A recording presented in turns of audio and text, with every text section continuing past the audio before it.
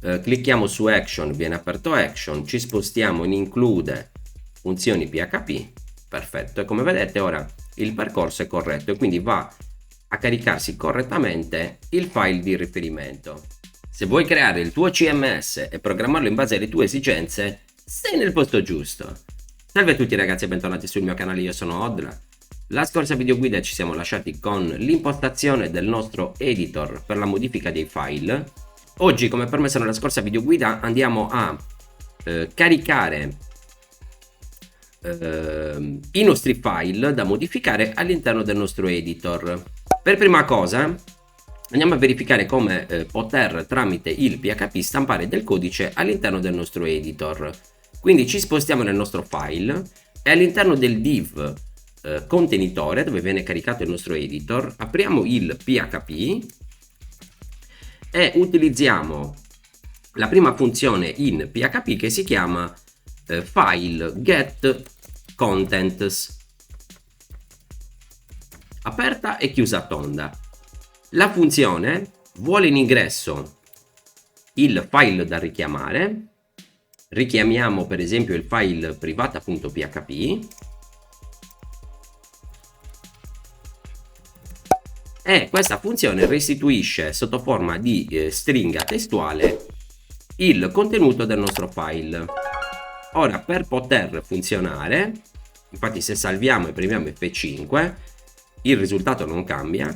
Per poter funzionare dobbiamo stampare a video il risultato della nostra funzione, quindi salviamo, premiamo F5 e come vedete ha stampato il contenuto del nostro file. Ora, come vedete, non è assolutamente formattato.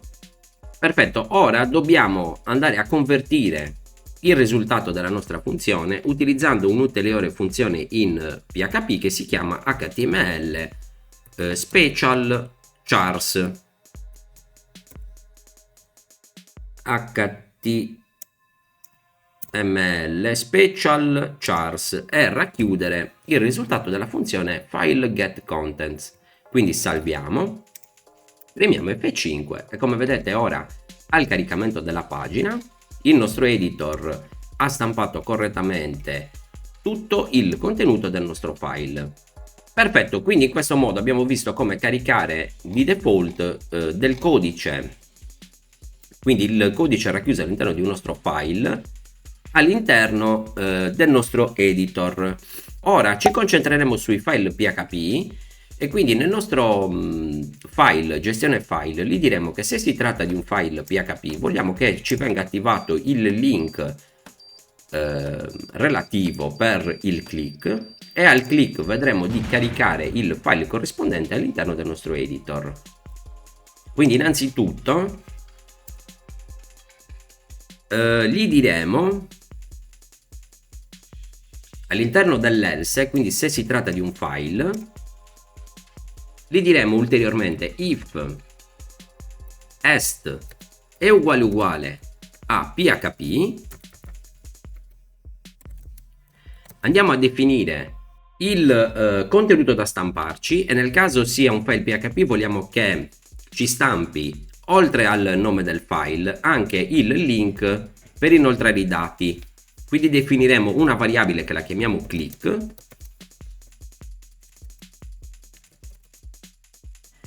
e inseriremo il tag a href uguale a JavaScript due punti void 0 e poi gli diciamo che al click, quindi on click,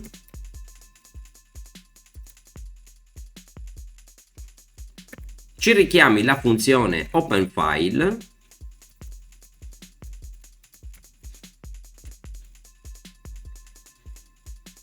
e alla nostra funzione gli passiamo come valore la nostra variabile root slash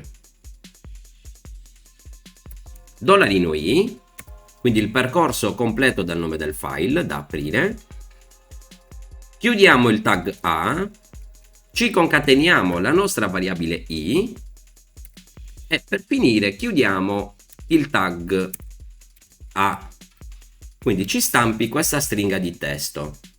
Altrimenti, quindi else, definiremo la variabile click uguale a $i, quindi semplicemente gli passiamo il valore. Bene, e all'interno del nostro LI, invece di stamparci ovviamente la variabile i, ci stampiamo la variabile click. Perfetto, quindi salviamo, premiamo F5 e come vedete ora tutti i file PHP, quindi action, grazie.php, index mini, index 2, vabbè, logout, tutti quanti quelli che hanno estensione PHP hanno il link attivo. Ci spostiamo all'interno della cartella icona, come vedete nessun link è attivo. Nella cartella include ovviamente tutti i file con estensione PHP vengono attivati. Bene, ora dobbiamo creare la funzione open file, quindi faremo una funzione in JavaScript che la chiamiamo open file, che prende ovviamente in ingresso il file da aprire e alla chiamata di questa funzione gli facciamo fare un window.location.assign privata.php page, ci serve quindi la pagina, e quindi oltre a inoltrare al click il percorso da aprire, gli passiamo anche la nostra variabile get pagina.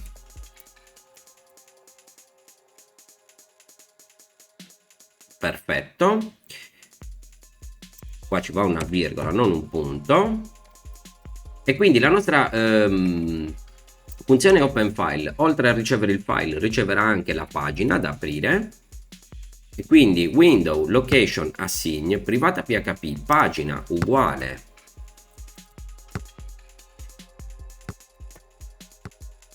a più pagina più end file, quindi li associamo anche tramite l'URL il file che vogliamo modificare, quindi più file. Perfetto, dovremo esserci, quindi salviamo, F5, clicchiamo su action e come vedete viene ricaricata la nostra pagina gestione file e nell'URL abbiamo file uguale a pash htdocs, qua c'è un doppio slash, ok, anche qua, quindi in realtà non ci va lo slash tra root e la nostra selezione, quindi la variabile i, in questo modo, e ovviamente anche nel titolo. Allora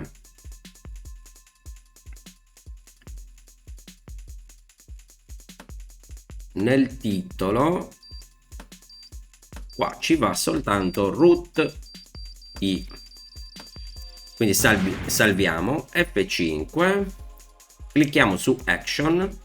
Perfetto, quindi con questa funzione andiamo a inoltrare tramite l'URL anche il file che vogliamo modificare, e quindi al caricamento della nostra pagina dovremo dirgli che se è settato nell'URL il file che vogliamo modificare, vada di default a caricarlo all'interno dell'editor, altrimenti deve caricare l'editor vuoto.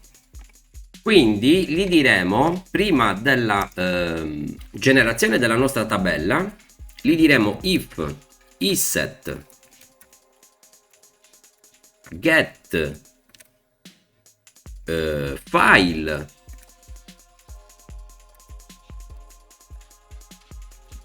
quindi se abbiamo deciso di modificare un file dovremo andare a dirgli di caricare il file di riferimento all'interno dell'editor, quindi definiremo la variabile code uguale ad HTML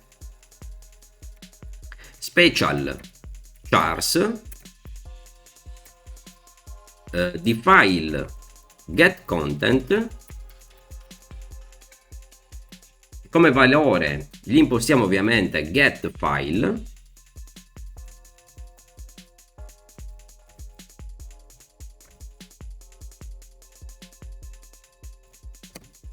altrimenti definiremo la variabile code uguale a stringa vuota. Perfetto, quindi all'interno invece del nostro div non stamperemo ovviamente HTML special chars, e quindi la stringa che abbiamo definito prima, ma stamperemo direttamente la nostra variabile code. Quindi salviamo, eliminiamo dall'URL la dicitura con il nome del file da modificare, e come vedete al caricamento della pagina ovviamente l'editor risulta vuoto. Clicchiamo su action, come vedete la pagina viene aggiornata e all'interno del nostro editor viene caricato correttamente il contenuto del file action.php. Ora ci spostiamo all'interno della cartella include, funzioni. In realtà qua lo slash ci serviva,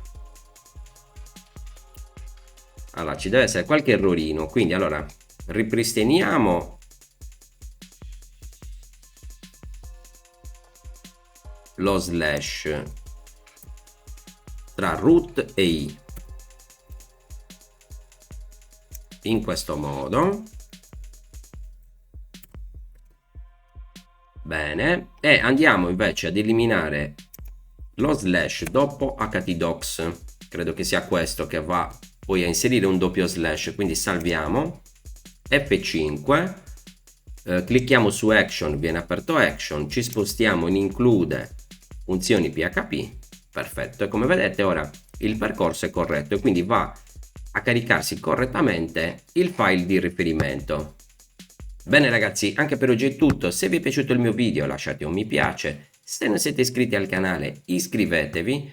Nella prossima video guida andremo a impostare la modifica anche per le altre tipologie di file, quindi andremo a far riconoscere in automatico anche l'estensione e applicare la codifica di riferimento al nostro editor.